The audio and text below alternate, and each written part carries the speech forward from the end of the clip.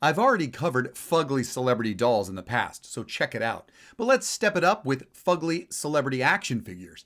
Now, to be fair, action figures usually represent the fictional character, not the actor who portrayed them.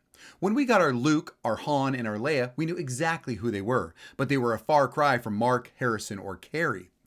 But then in 1979, Star Trek The Motion Picture and The Black Hole, they had some respectable likenesses in their action figures, while the original Indiana Jones was almost only identifiable by his jacket and fedora.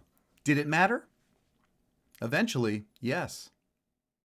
I'm Victor, and straight out of the Gen Experience, fictional characters portrayed by real-life celebrities, and the mixed bag results of the final toy product. Who got it wrong, and who got it very right, in the good, the bad, and the fugly celebrity action figures.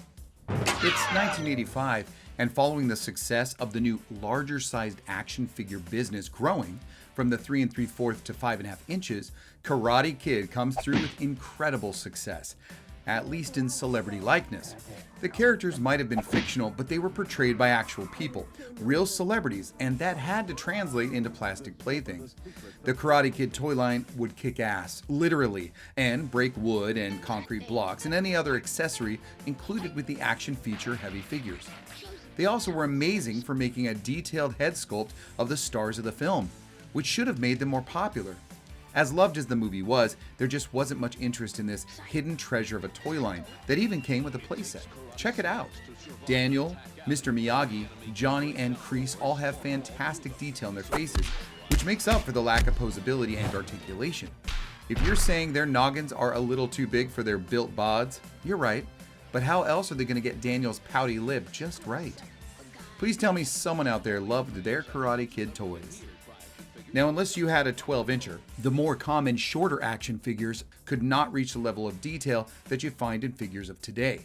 But some would surprise you. Commando. Let's party. This is Commando, one of the least popular Schwarzenegger movies, and one of the very first ultra-violent R-rated properties to make action figures for Toys R Us's toy shelves. You only need to squint your eyes a little bit to see Arnie in this figure. Released the same year as Daniel Russo, but at the Star Wars 3 3/4 scale, this Commando figure makes sure you know who he is with the movie artwork right on the blister card. Not any fugglier than Arnold is in real life, the figure has a slight passing fancy to the Austrian musclehead. Schwarzenegger's Matrix was the only familiar character in the series, even after releasing a slightly larger figure at 7 inches. Hey! Yeah, I think you got the Commando thing all wrong. No matter, the line was completely unmemorable, except for this. In a time where movies made for adults were marketed to kids, this wouldn't be the last time. And it wouldn't live much past the final Gen Experience. Holy hallucinations! Get me Rambo. There is no mistaking, Sylvester Stallone must have had final approval on this 1986 action figure. First Blood and Rambo were, as you might expect, violent, ferocious action films. But that's okay. Gen X was good with bloody imagery and sex. Today, only violence is permitted in our youth's media, because sex bad, dismemberment good. Back to Sly. Technically based on Rambo, the Force of Freedom cartoon, yes, there was that for 65 syndicated episodes, but John Rambo was John Rambo no matter how you slice it. Even when introducing him to younger audiences by toning down the horrors of war for an 80s action animated series. Sure, the red headband helped, but those lips were still so Rocky Balboa recognizable. The figure is certainly not great, but is absolutely good. But wait, there's more. Stallone appears on this list of good, bad, and fugly again. Let's see if 7 years will change anything. Do you know which toy line I'm talking about? Is it just the mustache and the red hair that makes this Chuck Norris? No way! That is Chuck down to that undeniable and prominent jawline. Chuck would never let a subpar representation of himself get out, and I know better than to say anything against a figure that represents the man who knows Victoria's Secret. Considering it's 1986 and likenesses weren't always the first concern of toy makers, this action figure does the job. If it hadn't, Chuck would have single-handedly taken down Kenner with his pinky and claimed his rightful spot as CEO of the toy company. His figure is a total doppelganger, and honestly, I'm surprised. Chuck had starred in various movies in the 80s and wasn't quite to infomercial status yet. but went straight to a cartoon and toy line with Karate Commandos. With K's, of course. Classic 80s. Chuck was diversifying with one of the most popular ways of the decade: ninjas. I mean, who can blame him? No one. No one blames Chuck for anything. They wouldn't dare. Anyone else notice how this still looks like Chuck Norris? Damn, this man doesn't age. I swear he's 102 and still looks like this action figure. Drinking blood of babies or virgins, either way, this 80s toy is pretty accurate. In 1989, the action figure landscape was changing. Transformers were bringing in the rear. Masters of the Universe's empire had fallen, and G.I. Joe, they'd gone all wild colors for the next decade, attracting those new millennials while hoping to hang on to the youngest Gen Xers. Everyone loved Beetlejuice the movie, but when an actor's character is completely covered in makeup, it's tough to see the resemblance. I will give them some leeway, but when I look at Beetlejuice from the movie tie-in toy line, especially this figure, it really looks like the ghost with the most. It goes without saying it's Beetlejuice. But under that cadaverous pallor, there lies the unmistakable Michael Keaton je ne sais quoi in that big grin. Am I right? However, when it comes to Alec Baldwin, what do you think? Is this a dead ringer for Adam Maitland, the haunting husband of the movie? Or is it just the costume that tells us who it is? They might have had some fun features, but as celebrity lookalikes, Baldwin is goofy more than fugly. This, my friends, is Fugly. The first real Fugly on the list, and it's too bad it has to be the female character. Their representation in the boys' toys was limited at the time. Nancy Allen, known for getting smacked multiple times in the movie Carrie, she played Lieutenant Lewis in the film. Nancy had a big role in RoboCop, and she made it to the toy line. Yes, like Rambo, they took the uber graphic and disgusting elements of the movie and sterilized them for kids who never saw them with a Saturday morning cereal. Only 12 episodes, too. Ouch. The toys were called Ultra Police, which wasn't even the name of the cartoon series. But no matter, they did Lieutenant Lewis dirty with this figure. Or should I say, disfigured. God, where are her dog tags? Am I right? To add insult to injury, she came with a helmet to cover her face. And that's not even the worst part. It's like they just used the same body buck as the male characters, resulting in a lackluster figure and no likeness to the actress, who was a badass character in her own right. As for RoboCop himself, sure, that looks like Peter Weller. Wait, what, you don't remember these? How could you forget? They're as homely as hell. Maybe you tried to put them out of your mind, just like the movie. Honestly though, I love this film. I may be one of the few, and even in 1991, I may have wanted to represent my love of Dick Tracy, with a figure. But this is what was put out, and it looked more like shit Tracy. When it came to the character-driven designs of Tracy's rogues gallery, like Pruneface and Flathead, it works. But those squat body molds were another story. I don't remember any other toy line being so unappealing right from the start.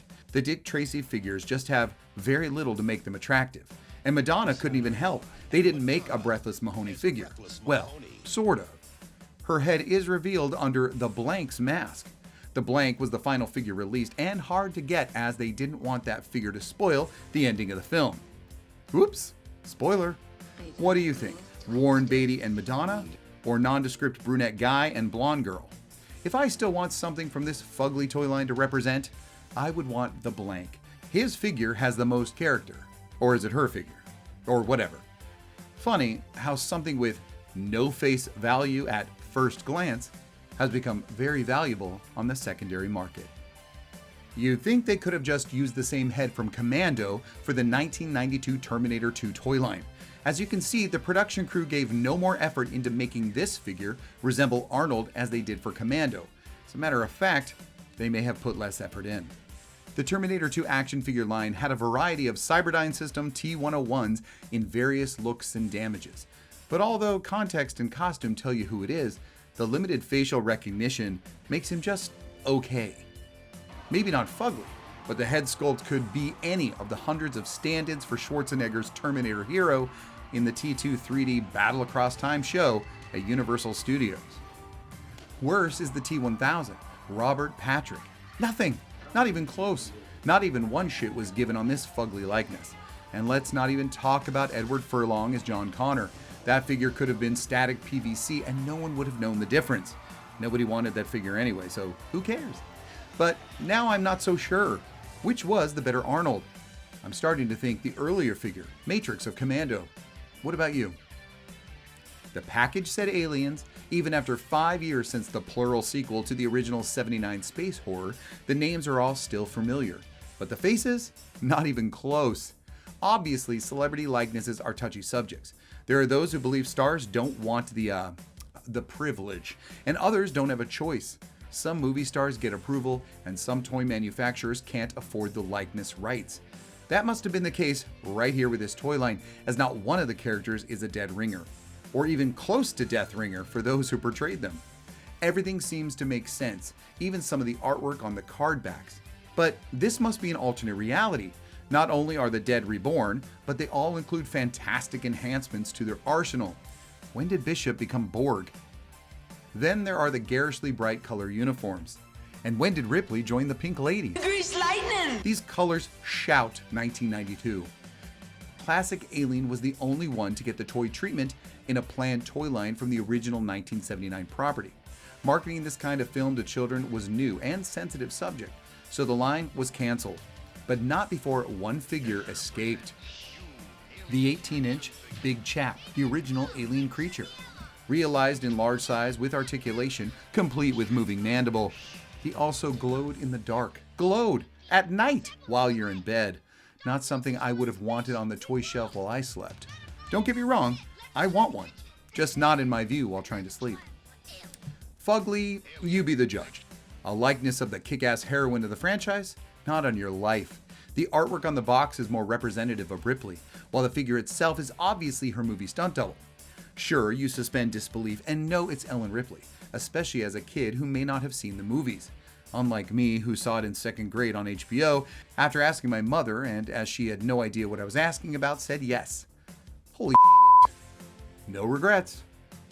This whole understanding that it's the character from the film, and by default the actor portraying them, was done remarkably well in this line, and that goes for all of them. Vasquez may not look like the actress, but they did a fine job making us believe it did. They at least used a female body buck, so there was no confusion. Hey, Vasquez. Have you ever been mistaken for a man? No. Have you? Hudson's figure, along with Vasquez, were not available in the States, and they were the two that lasted until the third act of the movie. Hudson's facial design might have caught his neurotic behavior, but there is nothing that says Bill Paxton. Aliens the toy line was inventive and very popular, even getting an animated story treatment. I say treatment because no, although they will sell toys to kids about this very mature and violent subject matter, they draw the line at a cartoon. Wait a minute, what am I saying? Rambo and Police Academy would also get cartoons. The fact remains, the Alien cartoon did not materialize. Okay, let's take a break and mention that although everything after 1987 was outside of my original playtime, I did keep up with the toy shelves and pined for some of these action figures and toy lines. Some of them. But I was born in the middle of Gen X, and millions came after me. Those later Gen Xers would then overlap with the newbies, the millennials, and have a lot in common at this stage. The Gen experience is specific years of our young lives. But when that time occurs, all depends on when it started. Make sense? And there was a point, a short time, where they both loved the same toys. That is until action figures became less desirable. Only 2 more to go. Did you click the like? Show me some love, and let's move on. There was no way Sly would let his expendable friend Arnold get 2 figures and not him. So here he is again, folks. When Taco Bell was fine dining and Sandra Bullock had sex in virtual reality, Demolition Man was an R-rated action movie filled with graphic violence and laden with loads of profanity that producers thought, let's get the kids in on this one. For some late-blooming Gen Xers and young millennials, this toy line was available in 1993, and Sylvester was practically spot on. Even that neck is perfect.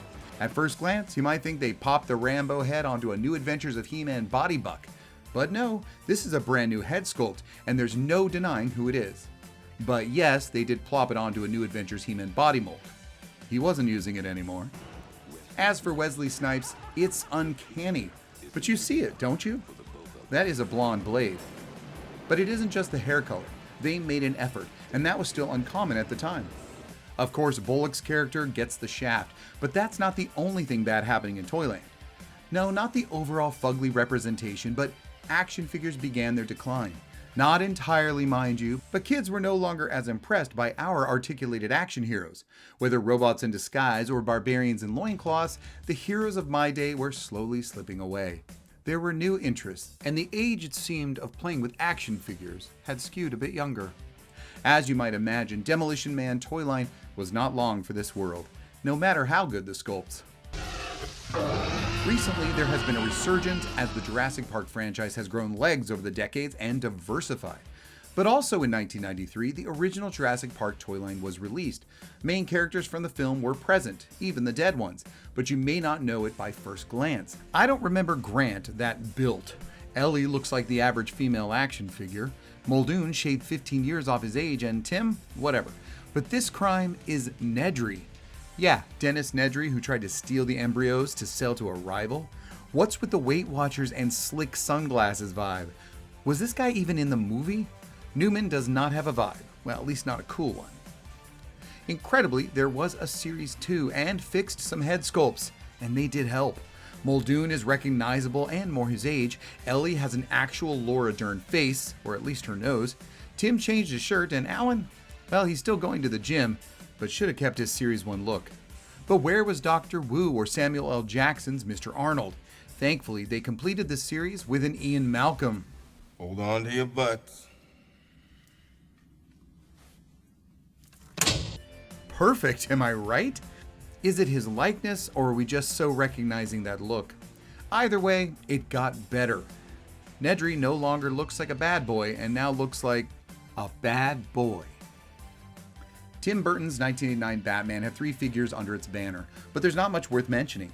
The characters are represented with figures that more closely identified with comic book versions than movie-accurate or actor likenesses. And there are plenty of TV shows that could be looked at as well. What about Buck Rogers, The A-Team, Dukes of Hazzard, Battlestar Galactica, or even MASH? Each at least offering the 3 3/4 inch version of figures that may or may not look like their real-life counterpart. Shall we look at them in the future? Movie character and real-life actor accurate action figures representation still happens today in abundance. Every property gets the toy treatment, and I use toy lightly, as it is the adult collector who keeps this industry alive. The figures from movies or TV of various genres are easily found, but when once G.I. Joe and Demolition Man could share the same shelf space, that would be impossible at Target or Walmart today. Instead, they live in their own areas, the collectible shelves, or more often, exclusively online, where the kinds of toys we played with are not as important to kids today. And we still appreciate the art form, and it has gotten a hell of a lot better and more expensive. The design, the detail, the dedication is apparent, and we love it for that. Without us, there would be no figures to make, and that is still a possible future. For now, thank you for watching, for clicking subscribe if you liked it. Now go see some of the other great shows on the channel and comment below. Thanks for being here, and until next time,